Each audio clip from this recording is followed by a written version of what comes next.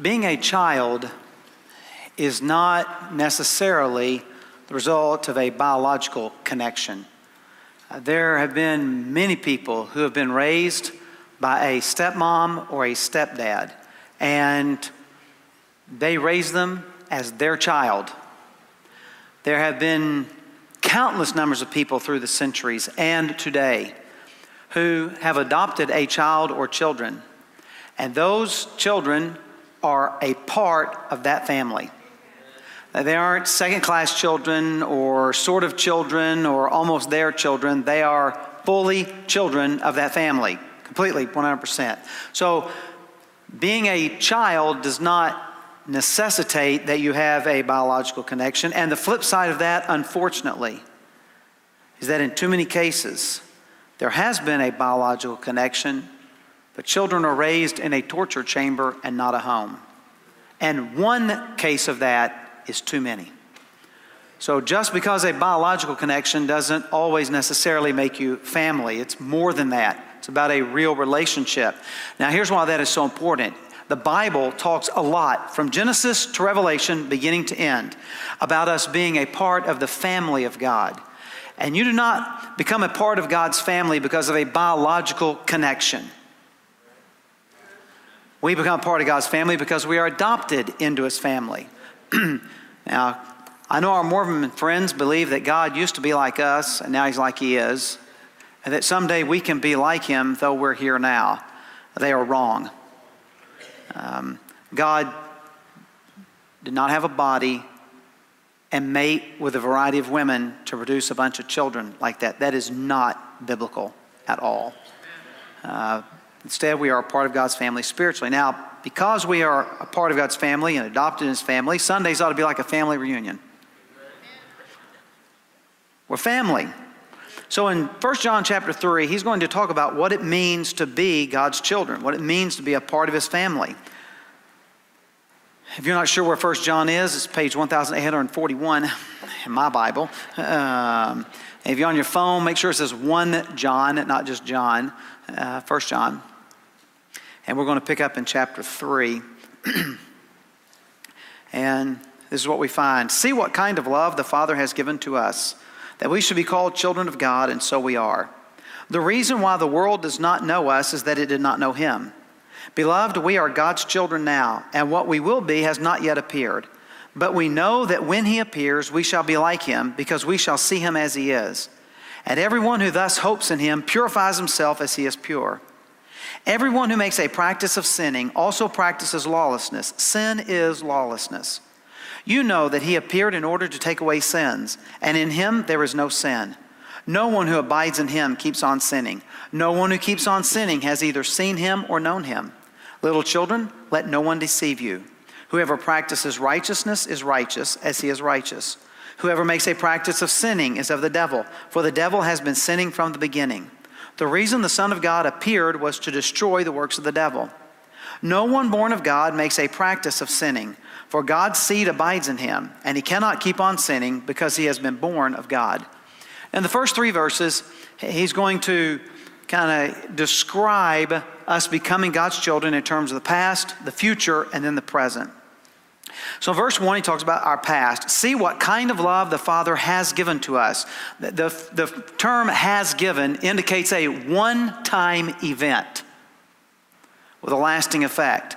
So of all the things that God has ever done to show us His love, what is the ultimate one-time event that really shows us God's love? The cross, the crucifixion, Jesus, that God sent His Son, Jesus Christ. And let me tell you, Jesus died once for our sin. He was buried and He rose again the 3rd day. So what he's saying here in verse 1 is that God has shown us His love in this great event in the death and the resurrection of Jesus Christ. That kind of love causes us to be called the children of God, and so we are. We are family. That we are a part of the family of this God who has given His Son, Jesus Christ. And as family, we will always be family. Y'all don't sound like you like our family. I like our family. We are the children of God. But not only does it talk about how Jesus died for us and through him we become a part of God's family, but look at the second half of the verse. What does this mean when he says the reason why the world does not know us is that it did not know him? Know is not about information, nor is it about intelligence. There is no indication anywhere in the Bible that people are Christians because they're smarter than other people. There is nowhere in the Bible does it indicate that people are Christians because we're less intelligent than other people. Christians is not for dummies. Some people seem to think that, if you're really, really, well, they're just too smart to be a believer. That is simply not true. Our faith has no connection with intelligence or lack thereof. There are people who have very little intelligence who are followers of Jesus. And some of you are married to him.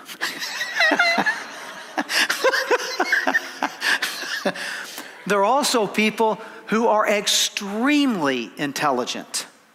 The top 1 or 2% of IQ on the entire planet who are believers in Jesus. This statement about knowing has nothing to do with how smart you are, nor does it have anything to do with how much information you've accumulated over the years. Being an expert at Jeopardy does not qualify you for the kingdom. So what then does it mean when it says the world does not know him because it does not know us because it does not know him? The idea is relational. That they don't get us because they don't get God because they don't have a relationship with him. When I say I know my family, I don't mean that I could pick them out of a lineup. What I mean is like I know my family. I know them. I have a relationship with them. So the idea is that because of the death of Jesus Christ, we are part of his family. But not just part of his family like somehow we've made the list of members, but we actually have a relationship with him. So people who don't know him, who don't grasp what God is about, who don't get him, don't get us. Okay? And so that's our past. That's how we become a part of the family because of what God has done. And we now are a part of his family and have a relationship with him. But in verse 2, he goes to the other end and talks about our future. Beloved, we are God's children now, and what we will be has not yet appeared. But we know that when he appears, we will be like him because we will see him as he is. What does it mean when it says that it has not yet appeared what we will be like? So here's the way it's going to work. Jesus, who died and rose again, went back to heaven, and someday he's coming again. He is coming to get us. When he comes to get us, we are going to be snatched up to be like him. So Jesus died, but when Jesus rose again, it was not a resurrection of the same body that died. It was a different body, one that is fit to live forever. So you and I, when we are raised, will have a body different than the one we have now. Look, if we had the same body, it would wear out again. I mean, just think about it, how the body wears out. You stop growing up and you just keep growing out. The hair comes in and the hair lets go. You get a set of teeth. They all fall out. You grow another set of teeth. They all fall out and you have to buy replacements. The body wears out. And so we just have to, this cycle would just keep repeating itself if we had the same body. So instead we have a body that is designed for heaven. Now there are several things about this for us to understand.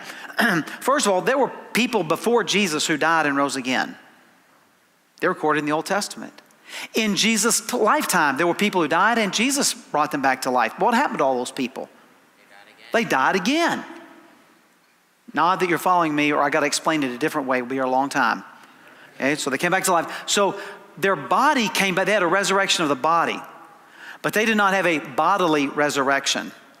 So resurrection of the body will be the same thing we have now. A bodily resurrection is a new body that's designed to live in heaven forever, where we will never grow hungry.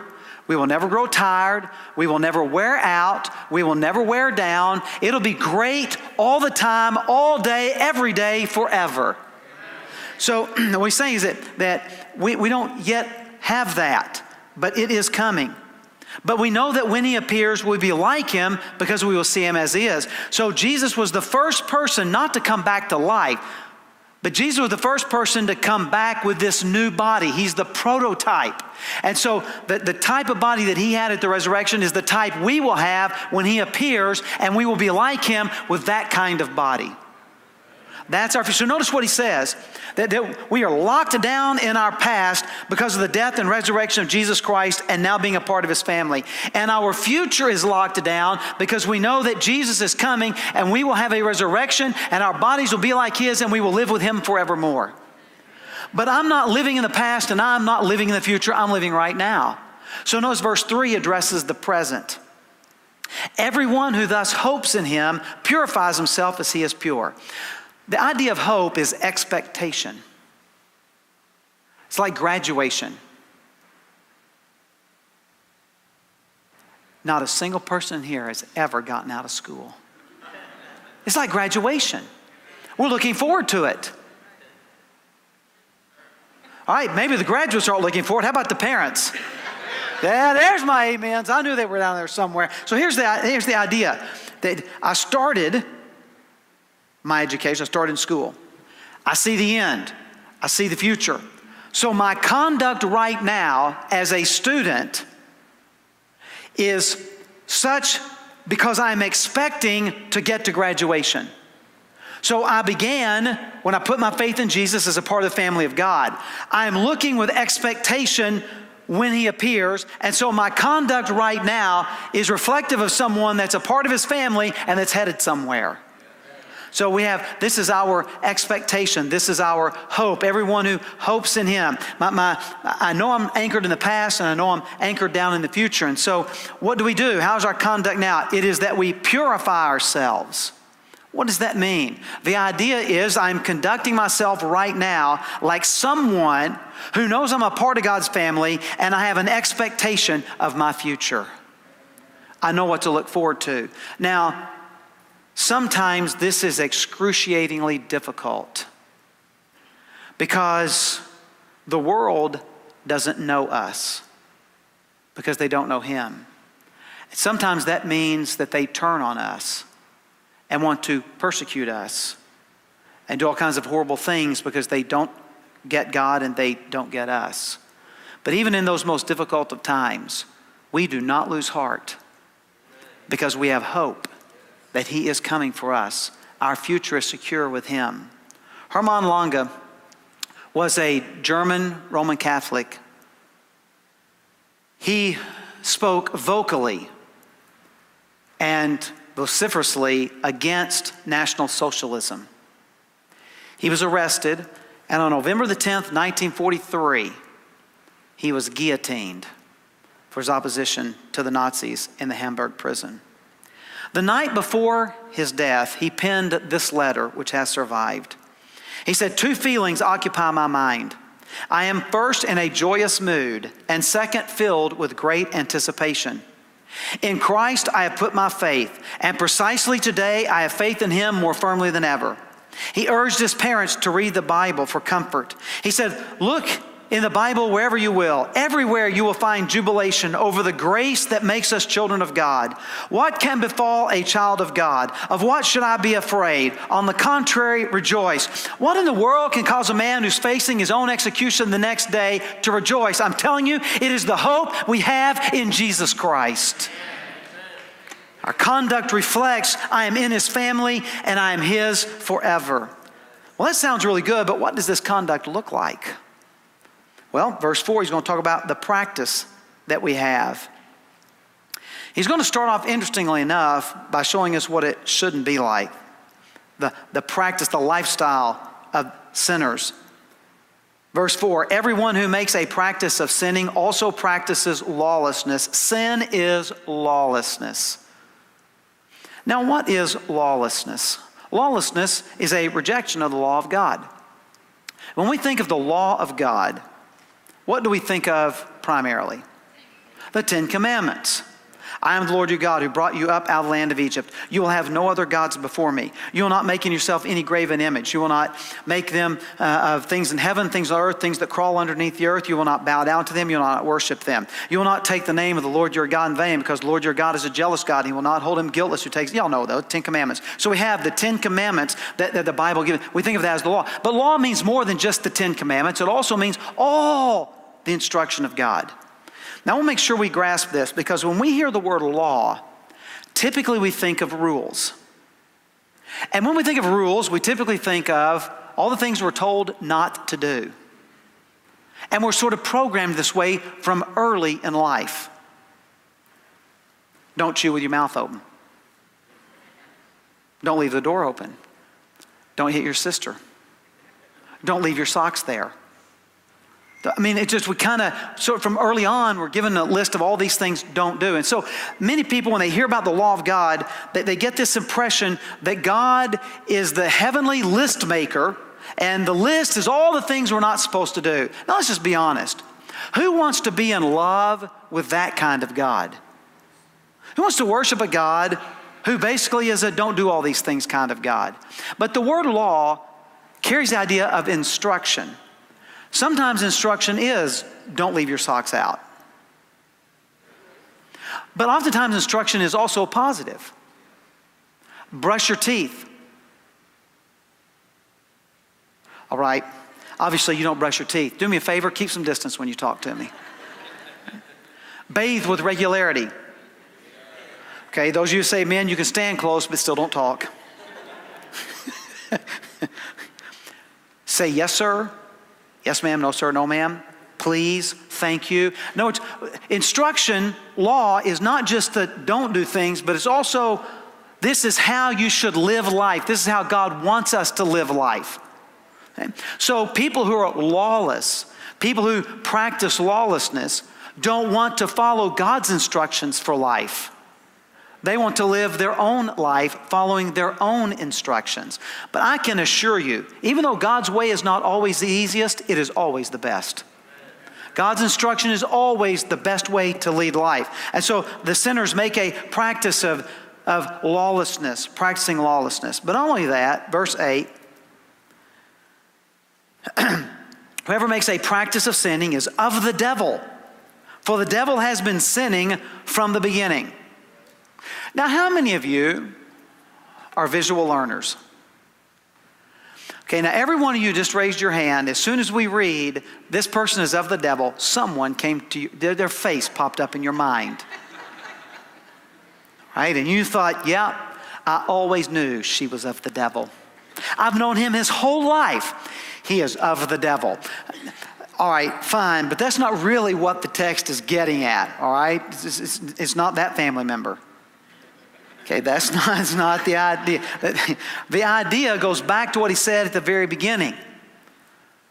The children, people that belong to God's family, live like people who belong to God's family. People who don't belong to God's family live like people who don't belong to God's family. They're of the devil. And the devil has done what? He has sinned from the beginning. This is his lifestyle. This is the way that it looks. This is the way he behaves, and so that's what happens with sinners. That's the way they behave. But the saints don't behave like that. Look at what he says in verse 6. No one who abides in him keeps on sinning. No one who keeps on sinning has either seen him or known him. Now you may be wondering, why does he keep on saying keeps on sinning? Well, the reason is because Christians are not sinless.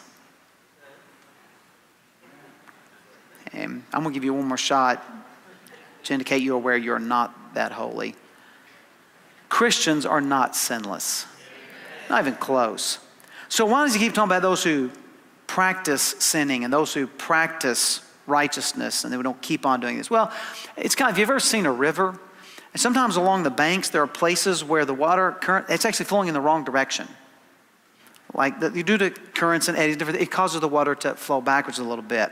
Well, that may be the case. You may see places where it's flowing the wrong way. But what's the main flow of the river? It's downhill. It's gravity. Some of you understand that. So it flows down that.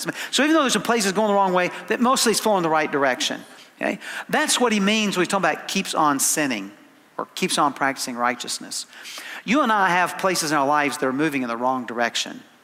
But the main flow of our life shows that we belong to Jesus. And there are people that there are parts of their life that are flowing in the right direction. But the main flow of their life is of the devil. Does that make sense? So that's what he's talking about when he keeps talking about, keeps on sinning. It's the main flow of a person's life. And so he says that doesn't describe, that's not the main flow of ours, is a life of sin. We don't live in it. But instead, verse 7, little children, let no one deceive you. Whoever practices righteousness is righteous as he is righteous. And so the idea then is that's the main flow of our life. And what is the root cause of this? Verse 9, no one born of God makes a practice of sinning, for God's seed abides in him. He cannot keep on sinning because he has been born of God. So we are now a part of God's family, and the flow of our life, the main flow of our life, shows that we're a part of his family. That's what he's getting at. So if we are all guilty and we're all sinners, how can we move from being sinners practicing a life of sinfulness, of lawlessness, to a life where we are practicing people like being a part of the family of God? I'm glad you asked, because the text answers that question. It's because of the Savior. Look how he describes it in verse 5. You know that he appeared in order to take away sins, and in him there is no sin. What does it mean to take away? Well, here I am, and I'm carrying all of this guilt, all of this law breaking in my life. And so I'm guilty before God. I'm carrying all of this sin. So Jesus picks up my sin from me so that I don't have to carry it anymore. But what does he do with it? Something has to happen to it. The price for all of this guilt and disobedience has to be paid for. So Jesus carries my sin off of me, and he carries it over here to the cross, and Jesus dies on the cross. However, the death of Jesus on the cross is worthless and irrelevant and doesn't do anything without the second statement here, that he is without sin. And here's why. If Jesus has his own sin that he is carrying, whose sin did he die for on the cross? His own. But the fact that Jesus is without sin means that when he dies, he is able to pay the penalty for someone else's sin rather than his own. And so Jesus, who knew no sin, picks up my sin, puts it on himself on his own account. He takes it away from me. Jesus died in my place to pay the full penalty for my sin so that I might be forgiven. Now I'm neutral. I'm just nothing. So there's more to it than that. The fact that Jesus was without sin means that he lived a life of perfect righteousness.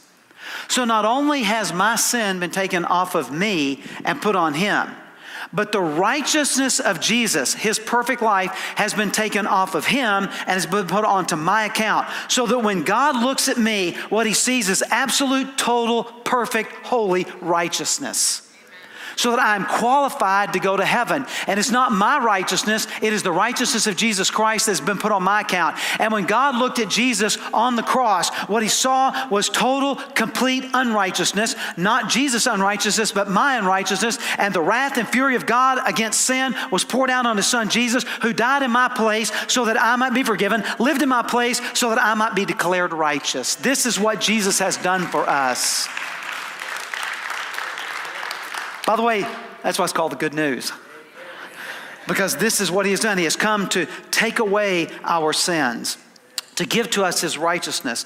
However, I find right now that I got an enemy that sure frustrates the living daylights out of me. I mean, attacks, assaults, wants to trip me up, pull me down, destroy me. And we have a powerful enemy. But he is not as powerful as our Savior. Look at how he describes it in verse 8. Whoever makes a practice of sinning is of the devil, for the devil's been sinning from the beginning. But the reason the Son of God appeared was to destroy the works of the devil. So Jesus not only has taken care of me by his death, he's not only given me his righteousness by his life, but Jesus right now helps me to have victory over my enemy, the devil. That's like the even better news. And so we don't practice, the flow of our life is not one of sin. The flow of our life is one of righteousness because of what Jesus is doing in our life right now. As he gives us victory over the works of the devil. We have been changed by him for him. And it is to show him off. Here's the way Dostoevsky put it. He said the difference between humans and ants is that humans can break their old patterns. He's not quite there. This passage tells us it is Jesus who breaks our old habits. That when we become a part of his family, he creates new patterns for our life. He creates a new flow in our life. He creates a new direction in our life because we are now a part of his family. Now, I want to make sure we come to grips with the thread that ties this whole text together. And that is, it is not about what we do. It is about who we are. And really, it's about who we are in Jesus Christ. It's not about us working hard to do righteousness. It is about us living out the people that we are in Christ. Because of who we are in him, we live the way that we live. Here's the way the Apostle Paul put it in Romans chapter 8, verse 17. He said, if children, then heirs. If we are children of God, then we are heirs of everything that Christ has for us. Now notice it did not say that if we are created, we are heirs. It does not say that if we are Israelites, we are heirs. It does not say that we've been baptized, we are heirs. It does not say that if we're church members, then we're heirs. It does not say if we've been through confirmation, then we are heirs. It does not say that if we're good, then we are heirs. It does not say that if we're nice, then we are heirs. It does not say that if we are successful, then we are heirs. It does not say that if we are religious, then we are heirs. It does not even say if we are holy, we are heirs. It says if we are children, we are heirs. In other words, it is who we are as the children of God that matters. The call to practice a holy life, the call to live a life of righteousness, the call to live a life for him is not a call for us to struggle to prove something to God that will somehow make him accept us. The call is to recognize that in Jesus Christ, we are the children of God. I'm going to tell you what this does. When you recognize that you are a child of God and life gets difficult, you continue serving because we have hope. And remember, hope is not, well, I'd like for it to be that way. If someone says to you, do you think you're going to go to heaven? You don't say, well, yeah, maybe. No, I'm going. I'm going. I'm going to heaven. And this isn't arrogance, it's confidence. Confidence born from the fact that I am a child of God through Jesus Christ. And so our behavior is not, God, we want to prove to you, or God, we want to earn something from you, or God, we want you, to reach a standard that somehow gets us into heaven. We live the conduct we live because we are the children of God, because we belong to him. So don't think, what do I need to do? Instead, think, who do I belong to? I am a child of God through Jesus Christ. And my life reflects that I'm a child. The main flow, yeah, there's some places that don't flow the right way, but the main flow. And let me just encourage you. When you don't do something you should have, when you break one of God's rules, don't freak out. Oh my goodness, I'm not really saved. I might not make it to heaven. Relax. Jesus has this. He'll forgive you. There are some parts of your life that are going to flow the wrong way. Where's the main flow of your life? Is it a desire to please him? Is it a desire to show you part of his family? That shows that you're a child of God. Listen, I want to say it again because I want to make sure you grasp it. The great joy in the Christian life, the great challenge of the Christian life, the great call of the Christian life is not to figure out all the stuff we have to do to somehow earn something from God. It is to discover what God has given us through Jesus Christ, that we are a part of his family. And then that's what just motivates everything we do. And that, by the way, is what will allow you to sit in a prison and know that tomorrow they're going to execute you. You say, I'm not worried because someday I'm not going to have this body anyway. I'm going to have a body fashioned like Jesus, and I'm going to be with him forever. That is my expectation because I know the love that he has given for me in his son, Jesus Christ.